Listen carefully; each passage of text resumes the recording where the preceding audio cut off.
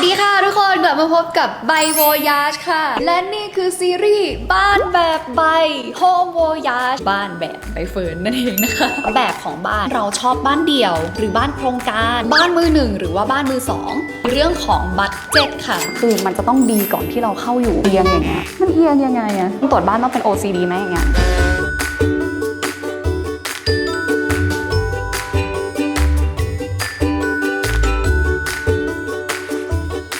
เราก็จะมาตรวจบ้านกันค่ะรอช่างตรวจบ้านอยู่เพราะฉะนั้นเดี๋ยวเราจะมาเล่าให้ฟังนะคะถึง5คำถามที่เราเอาไว้คิดและตัดสินใจในการหาบ้านและเลือกบ้านนะคะข้อแรกนะคะคือเรื่องโลเคชันสำคัญมากๆเลยส่วนใหญ่ก็อาจจะเลือกจากเราทำงานแถวไหนเราใช้ชีวิตอยู่แถวไหนเป็นหลักมันอาจจะไม่ใช่แบบทำงานในเมืองแล้วเราจะต้องมีที่อยู่อาศัยในเมืองเสมอไปเพราะบางทีในเมืองมันก็อาจจะแบบแพงอยู่นอกเมืองก็ได้แต่ว่าต้องรู้เหมือนชีวิตประจำวันของเราด้วยว่าเราจะไปทำงานยังไงรถสาธารณะหรือเปล่าหรือว่าเราขับรถส่วนตัวไปคือถ้านั่งรถสาธารณะเนี่ยเราก็อาจจะต้องดูว่าที่ทำงานกับบ้านเราอ่ะมันกี่ต่อกี่นาทีเช่นแบบถ้ามัน4ต่ออ่ะเราก็ต้องลองคิดล่วงหน้าไปไกลๆว่าเฮ้ยอีก5ปี10ปีอ่ะถ้ายังต้องเดินทางอย่างเงี้ยทุกวันอ่ะมันจะไหวไหมค่าเดินทางอ่ะถ้าคิดมารวมๆแล้วอ่ะมันตกแบบเดือนละเท่าไหร่คุ้มไหมกับการที่เราซื้อบ้านที่ถูกลงเพราะอยู่นอกเมืองแต่เสียค่าเดินทางวันหนึ่งคือแบบจุกๆลองตัดสินใจเลือกเอาเองหรือถ้าเกิดว่าขับรถส่วนตัวเราก็ต้องคำนวณอย่างเช่นเวลาเข้างานเราอะเข้างานกี่โมงพลอตมาเลยจากบ้านที่ทำงานว่ามันประมาณกี่นาทีต้องดูช่วงเวลาที่เราแบบไปทำงานจริงๆแนะนำว่าให้ขับดูจริงนะคะในช่วงเวลานั้นจริงๆแถวนั้นเนี่ยมันอยู่ใกล้อะไรบ้าง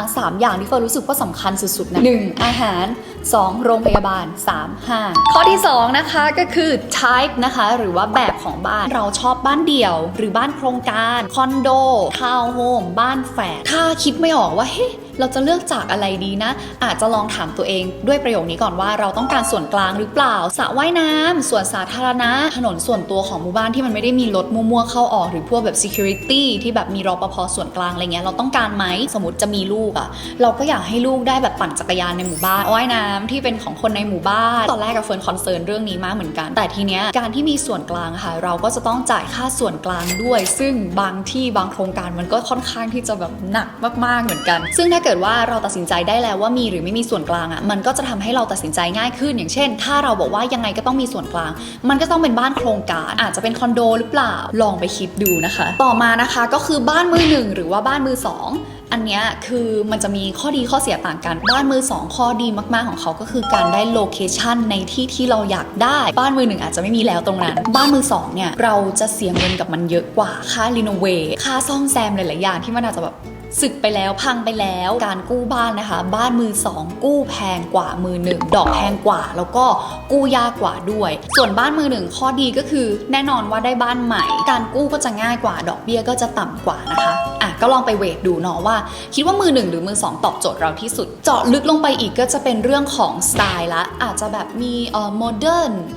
Loft Colonial Luxury มันก็จะสโคปโครงการที่เราอยากได้เนี่ยให้เหลืออยู่ไม่กี่โครงการมันก็จะง่ายกับการค้นหาและการตัดสินใจข้อที่3คือเรื่องของบัดเจ็ตค่ะเรารู้2ข้อแรกแล้วเนี่ยว่าเราต้องการบ้านแบบไหนแถวไหนสิ่งที่มันจะสโคปให้บ้านที่เราต้องการเนี่ยมันแบบแคบลงก็คือเรื่องของบัดเจ็ตตีงบไว้เพื่อตัดช้อยส์อย่าลืมเผื่อค่าตกแต่งด้วยนะคะบ้านมือ2เนี่ยก็อาจจะต้องเผื่องบที่มากกว่าบ้านมือ1คือจริงๆเรื่องเงินมันจะแบบซับซ้อนนิดนึงมันจะมีแบบกู้เท่าไหร่ผ่อนเท่าไหร่ดาวเท่าไหร่กลัวว่า EP นี้จะยาวไปก็เลยพูดคร่าวๆแล้วกันว่าถ้าเกิดว่าแบบมีคนสนใจจริงๆนะเฟิร์นก็จะไปศึกษาเรื่องการเงินอย่างละเอียดแล้วก็มาเล่าแยกอีก1 EP นะคะข้อที่4นะคะก็จะ in detail มามากขึ้นแล้วก็คือเรื่องของ design and function นะคะคือเราก็จะต้องหาบ้านที่แบบฟังก์ชันมันตอบโจทย์กับคนในบ้านที่สุดดีไซน์ก็ทั่วไปเลยว่าเราชอบหรือเปล่าถามว่า serious มากไหมก็สามารถที่จะมาปรับแต่งทีหลังได้แต่สิ่งที่สำคัญมากๆก็คือเรื่องของฟังก์ชันค่ะอย่างเช่นเราก็จะต้องรู้ว่าสมาชิกในบ้านเราเนี่ยมีกี่คนมีคนแก่หรือเปล่าเลี้ยงสัตว์หรือเปล่าลักษณะนิสัยคนในบ้านเป็นยังไงลักษณะการแบบทำงานเป็นยังไงถ้ามีคนแก่บ้านที่เฟิร์นซื้อคือไม่เหมาะกับมีคนแก่เลยเพราะว่ามันไม่มีห้องส่วนตัวอยู่ข้างล่างเลยนะคะจำนวนสมาชิกมันก็ควรสัมพันธ์กับห้องที่มีในบ้านเช่นกันนะคะแต่บางที่ถ้าพื้นที่เยอะๆเนี่ยมันก็อาจจะกันห้องเพิ่มได้หรือถ้าบ้านใหญ่มากคน คนน้อยก็ทุบกำแพงออกรวมห้องได้เพราะว่าถ้ามันได้ฟังก์ชันตอบโจทย์ประมาณนึงอยู่แล้วเนี่ยมันก็จะเซฟคอร์สในการต้องมาทำต่อทีหลังค่อนข้างเยอะข้อที่5นะคะคนที่ตัดสินใจเลือกบ้านโครงการหรือบ้านที่มี developer นะคะก็คือความน่าเชื่อถือของ developer นั่นเองค่ะจะดูจากผลงานเก่าๆชื่อของ developer เนี่ยไปเซิร์ชรีวิวเก่าๆทำที่ไหนมาบ้างโครงการไหนหมู่บ้านไหนหรือคอนโดไหนมาบ้างลองไปดูรีวิวจากหมู่บ้านนั้นๆหรือว่าโครงการนั้นๆหรือเอาชื่อ developer ไปเซิร์ชก็ได้เราก็จะเจอเหมือนแบบรีวิวจากคนที่เขาเคยอยู่จริงหรือ after service คือมันสำคัญมากๆเราไม่รู้เลยว่าหลังจากซื้อบ้านไปแล้วเนี่ยเขาจะยังดูแลเราดีหรือเปล่าอันนี้คือสำคัญมากๆเรียบร้อยแล้วนะคะ5คำถามที่เฟิร์นเอาไว้ถามตัวเองในการเลือกบ้านและตัดสินใจซื้อบ้านซีรีส์บ้านแบบใบเนี่ยอาจจะไม่ใช่การที่เราจะมานั่งบอกว่าต้องทำแบบนี้สิแบบนี้ถูกต้องที่สุดแต่มันเป็นการเหมือนแบบให้ทุกคนเรียนรู้ไปกับเฟิร์นนี่ก็คือบ้านหลังแรกของเฟิร์นเหมือนกันเพราะฉะนั้นมันอาจจะมีอะไรที่เฟิร์นตัดสินใจผิดพลาดก็ได้ก็อยากจะมาแบบบอกต่อสิ่งที่เราประสบความสำเร็จและสิ่งที่เราผิดพลาดนะคะแต่ตอนนี้กำลังจะต้องไปคุยกับอินทีเรียแล้วนะคะก็อินทีเรียเดี๋ยวเราจะแยก EP ออกไปนะคะเพราะว่าเดี๋ยวจะต้องมีเรื่องของแบบบ้านเรื่องของ 3D perspective อะไรต่างๆด้วยเพราะฉะนั้นวันนี้สิ่งที่เราจะให้ดูก็คือการตรวจบ้านค่ะถึงที่บ้านแล้วนะก็คือตอนนี้ทางคนตรวจบ้านนะคะกำลังเดินตรวจอยู่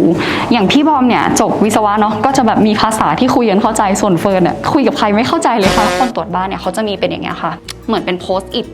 แปะไว้ตามจุดต่างๆเพื่อบอกว่าอันเนี้ยจะต้องแก้อะไรจะต้องเก็บรายละเอียดเรื่องไหนเพิ่มขึ้นแล้วก็ทางโครงการเขาก็จะแบบมีวิศวกรของโครงการมาเดินด้วยเผื่อว่าทางวิศวกรกับทางคนตรวจบ้านเนี่ยจะคุยรายละเอียดอะไรกันไม่ออกค่ะอันนี้เดี๋ยวแบบว่าเสร็จแล้วมันจะมีเป็นแบบเหมือนไฟล์รีพอร์ตอยู่แล้วใช่ไหมคะเดี๋ยวนี่น้องถ่ายรูปพวกเนี้ยลงรีพอร์ตเลยอย่างนี้ก็แปลว่าแบบสมมติถ้าเกิดว่าอย่างเราไม่ได้มีความรู้เรื่องบ้านอะไรมากก็คือไม่เป็นไรเพราะว่ายังไงทางคนตรวจบ้านก็จะคุยกับโครงการเองอยู่แล้วใช่ไหมคะอันนี้ดูอะไรนะคะดูรั่วซึมครับว่ามันซึมเข้ามาในบ้านไหมอย่างนี้ใช่ไหมคะก็อย่างที่คุณพี่ตรวจบ้านเขาเล่าให้ฟังเนาะว่าตรงนี้ก็จะเป็นเหมือนแบบเนี่ยที่เขาฉีดน้ำมาตรงเนี้ยคือเขาจะมีฉีดน้ำมาเพื่อจำลองเวลาฝนตกเนาะเพื่อดูว่ามันรั่วซึมหรือเปล่าคือพี่เขาบอกว่าให้เราไปเดินเล่นได้เลยเนาะแบบไม่ต้องอยู่ดูก็ได้เขาจะมีการแบบรวบรวมเป็นไฟล์นะคะแล้วก็ส่งให้ทางโครงการอีกทีเนี่ยทุกจุดเลยที่เขาแบบมีมาร์กไว้สีโพสต์อิทที่ต่างกันนี่แบบมันมีความหมายไหมคะสีชมพูมัน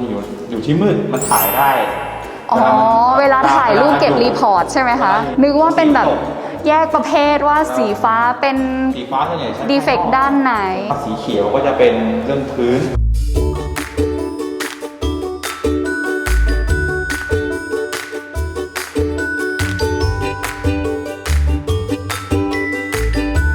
เรื่องการตรวจบ้านเนี่ยมันสำคัญมากๆเฟิร์นแนะ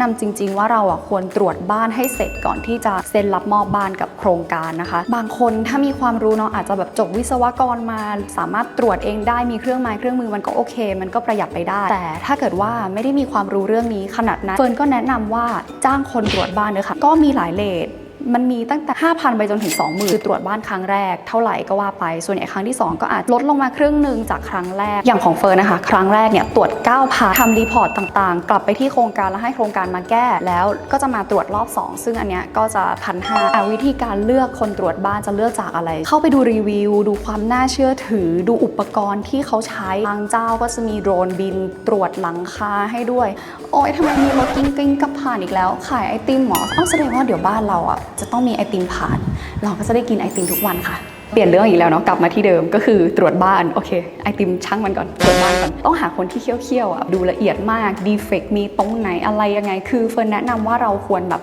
แก้ไขทุกอย่างให้มันนะคือมันจะต้องดีก่อนที่เราเข้าอยู่เพราะว่าอยู่ไปอยู่มาเราเพิ่งจะมาเจอข้อบกพร่องอย่างเงี้ยค่ะเฟิร์นรู้สึกว่าการมาแก้ตรงนี้ทีหลังต้องมาเก็บสีใหม่ตรงนี้มีรอยรั่วน้ำตรงนี้รั่วซึมเข้าบ้านอยากวิ่งไปหาไอติมจังเลยแต่ไปแล้วคือแบบอย่างจุดเล็กจุดน้อยอย่างเช่นไฟเอียงอย่างเงี้ยมันเอียงยังไงตรวจบ้านต้องเป็น OCD ไหมอย่างเงี้ยถึงจะตรวจบ้านได้เพราะว่าแบบเอียงนิดเอียงหน่อยก็จะรู้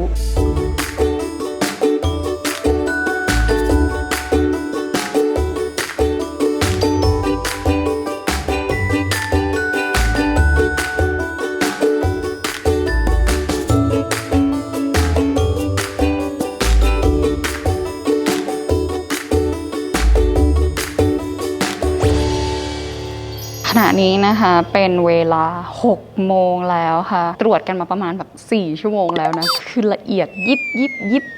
บมากๆนะใกล้จะเสร็จแล้วนะคะเฟิร์นเลยจะมาสรุปให้นิดนึงก็คือว่าตรวจเสร็จเนาะก็จะมีพวกโพสต์อิทอย่างนี้ติดเต็มบ้านเลยนะคะแล้วก็เดี๋ยวเขาจะถ่ายรูปทุกจุดทำรีพอร์ตนะคะกลับมาส่งให้โครงการก็จะต้องแก้ไขก็จะให้เขามาตรวจบ้านอีกรอบนึงนะคะยังมีดีเฟกต์ตรงไหนอีกไหมอะไรยังไงก็ฝากติดตามตอนต่อไปของซีรีส์บ้านแบบไบท์ด้วยค่ะสำหรับวันนี้ไปก่อนนะคะบ๊ายบาย